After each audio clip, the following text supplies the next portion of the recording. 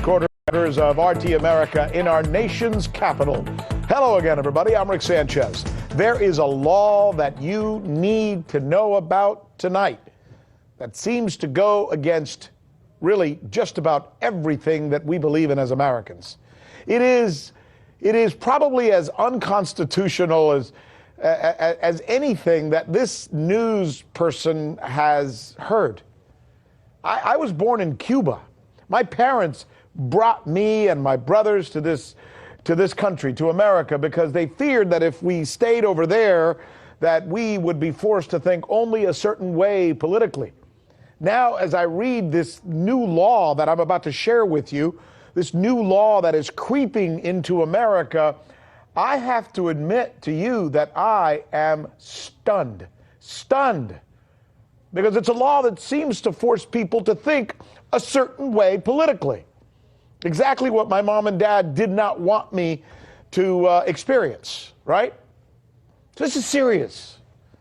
This law, which has led to the firing of an elementary school speech teacher in Texas and has even kept hurricane survivors from getting prompt government assistance, essentially punishes any American if they dare go against the economic interests of Israel. It's as if they're saying, if you want to live here, you got to be pro-Israel and pro-Israeli policies. Look, I know this sounds crazy. I feel almost crazy just having to report this to you. It's America. Especially considering that there's no such law, nor should there be, by the way, says the U.S. Constitution, that forces us, as Americans, to support even our own country. As much as we love the United States of America, we're allowed to criticize it. We're allowed to boycott it. We're allowed to burn her flag, says the Supreme Court.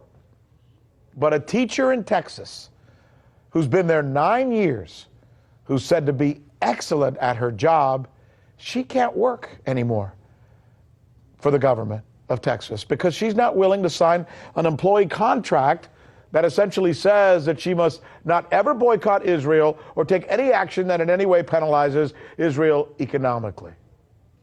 Now, I want to go over here because I want to show you something, and because I know what you're thinking. I know what you're probably thinking right now. You're thinking, oh, sure, Rick Sanchez, of course. What you're probably talking about is one of those obscure state laws like the one they have in Alaska that says if you accidentally kill a moose, you have to eat it. That's actually a law in Alaska, by the way. There's one in Georgia that says it's illegal to sleep on a boat for more than 30 days. True. No, we're not talking about an obscure law. What we're talking about is an Israeli loyalty oath law that is becoming so common in the United States, it's now pervasive. Take a look at the map. You see the red states? See all of those red states? 26 states have enacted this loyalty oath legislation. And let me show you the other one, the navy blue ones, the blue ones you see there. That's where this law is now pending.